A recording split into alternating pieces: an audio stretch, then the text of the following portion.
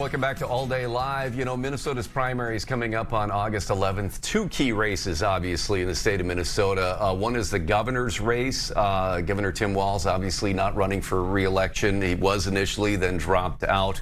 Also, a Senate seat available after U.S. Senator Tina Smith said she would not run again. So over the course of the next couple of weeks, conversations with candidates for both offices. We've invited them all to come in. Basically anybody polling 5% or higher is our threshold here. So joining us today, Tom Weiler, running for U.S. Senate on the Republican side. You are polling, the one poll that I've seen, the survey, and 10 minutes is kind of our ground rule for these, to be fair to everybody. You're polling at about 6%. In the U.S. Senate race on the Republican side, just ahead of the actual endorsed candidate. We'll get more into the race currently in a moment, but first, your background is somebody that spent 20 years in the U.S. Navy on submarines before retirement. 8 years ago, diagnosed with Parkinson's disease. You've been very open about that. Tell us a little bit about your background and who you are. Well, first off, I'm from Eden Prairie, right in this neck of the woods. I grew up in Minnesota, thought I had a idyllic childhood, blessed to have family out in western Minnesota, so grew up in the farm environment, cabin up north. So really, had a great upbringing here in Minnesota. I went off to the University of Notre Dame on a Navy ROTC scholarship, got commissioned in the Navy and went to nuclear power school. And then I drove and operated submarines around the world under the oceans. Had the opportunity to operate really against all of our strategic enemies, directly operate against Russian, Chinese, North Korean, Iranian forces, and really along and with forces across the world. All things equal, I'd still be in the submarine force, hopefully leading the submarine force at this point. But I got that curveball, like you mentioned, with the diagnosis of Parkinson's disease. Tried to get a medical waiver. Ended up on a deployment to the Middle East on an aircraft carrier in 2020, but once it became clear that the submarine force just had zero threshold for any neurological question, went ahead and retired, and then I ran in 2022 against Congressman Dean Phillips. I did get a second place, but some people applaud the fact that I scared him out of Minnesota politics and he decided to run for president. But and then, I still have that burning desire to serve our great country. I know I can still contribute, and I do feel like I have a unique set of experiences and problem-solving background where I can effectively serve Minnesotans as their United States Senator and fundamentally solve problems for Minnesotans to improve their way of life. If voters come to you and say they have any concerns about somebody, dealing with Parkinson's, what do you tell them? I'm going to have a physical competition with the President Biden and President Trump, and I am very confident that cognitively and physically I'm just fine to serve as the United States Senator. So. Okay. Looking at your platform, a lot of issues that seem to kind of follow what you would expect from a GOP candidate here. Among them, national security, obviously very important to somebody with the military background that you have. What is, what is your quick pitch to the voters on your stance on what we should do about national security and about military preparedness?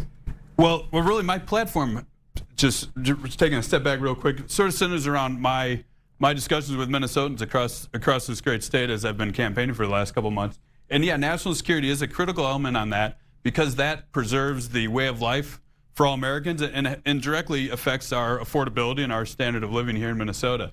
So fundamentally, I believe with my 25 years of experience in national security, we want we don't want it to be a fair fight with our military against anyone else's, which is a different concept for most people. Everyone, fairness is a good thing in almost every aspect of the world.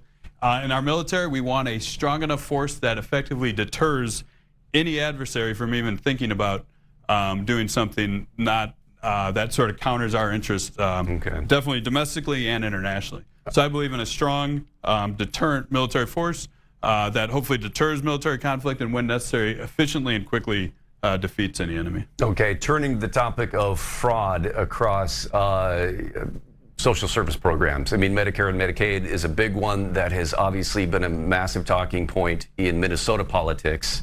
and even in national politics now. That has been a big part of your platform. How would you address attacking fraud, which, by the way, is a nationwide problem? According to the Centers for Medicare and Medicaid Services, $87 billion in 2024 across the country, Florida and Texas and California being some of the biggest problem areas. How do you address this in a way that fixes the problem locally, but nationwide, and recognizing it's a broader issue than just certain states? Two things: leadership and shrinking the size of the federal, local, and state governments. When you have billions and billions of dollars of waste, and probably one of the most concerning aspects is no one even knew about this waste. This waste has been happening for years. This billions of dollars being stolen from Minnesota taxpayers and American taxpayers across this country in multiple states, like you said. It's not uniquely Minnesotan, but I think Minnesotans' unique lack of leadership and Governor Walz, Peggy Flanagan's specific lack of accountability on this issue makes us unfortunately the highlight reel for fraud across this country at the moment. But what do you do as a U.S. senator? As U.S. senator, it's just not accountability. A state office. What do you do in a national office? It's absolutely accountability. If the state of Minnesota can't account for the money coming into their coffers and the money going out of their coffers, especially with the federal money that the U.S. Senate helps to control, then no state, doesn't matter if it's Minnesota or any other state. If you don't demonstrate an understanding of where the money's coming in from and where it's going, then your funding's going to have to get sort of controlled or reduced from the federal sector. And again, that comes from, we don't need a federal or state government spending multiple millions of dollars on feeding kids lunch whose parents can afford to pay lunch. We need to make sure our government focuses on uniquely government things instead of trying to be a social hammock for every problem that a Minnesotan or an American might face. I want to turn to the topic of this caught my eye on your platforms, school security. You are advocating that there should be armed guards in every school, K through 12. Yes. Obviously, you're going to find a number of people that say that's a good idea. You're going to find a lot of people that say that's a bad idea. We don't want our kids going into a classroom or into schools where we see armed guards. How do you make the pitch that this is needed? And why do you think that's needed? And what do you say to the people that say, no, that's not the answer? Well, tragically, I think we all agree it's needed. We all live in Minnesota, and we saw the tragedy of Annunciation last year, and that string of school tragedies continues. Why is it needed? We just talked about. Why would an armed security be effective? That's how you secure things.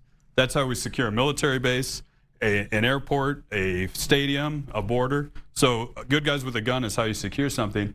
And as far as parents' concern on walking into that environment, I mean, that's the same environment you walk into at an airport. And really, armed security at a school should not be necessarily even transparent to the kids walking into school. This is not a meet and greet by cops. This is a dedicated armed watchstander who's making sure that there is no threat, current or evolving threat on those kids at that school. We've had some school shootings where there have been school resource officers in those buildings who are armed, and they still happen. They're not necessarily a deterrent, and it still takes time for them to get to where this may be. Yep. How would this be any different? It's one, a deterrent element, just like the military.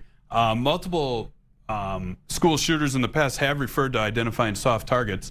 So one, there's a deterrence element, which I think would make school shootings across this country less common, and two, no solution's perfect, obviously, but an armed security watchstander will, one, deter and hopefully limit the damage any school shooter, any attack on a school, the perpetrator would have on causing harm. Okay, and then you have you've got a poster board here that we can't really show here. It's but beautiful though. I'm sure this is your pitch to voters. Is that compared to your opponents, and again, you're polling above the GOP endorsed candidate for U.S. Senate, but below everybody else. But your pitch is that you have experience in all these areas that they may not because of your military background. Yeah, I do have experience in the vast majority of the things that the Senate gets paid to work on, i.e. Our national security, the energy sector, interstate infrastructure, critical infrastructure that's critical to Americans' way of lives. So my experience, this is not vote for me for senator because I was in the military for 20 years. This is vote for me as senator because with my experience, I think I can be the most effective senator to represent and champion Minnesotans' concerns in Washington, D.C., and also effectively find solutions. And that goes against Republicans and Democrats. To me, every other candidate in this race is going to be a cookie-cutter Democrat or Republican. They're going to go to Washington, D.C., vote in accordance with the party, and we're going to have more of the same.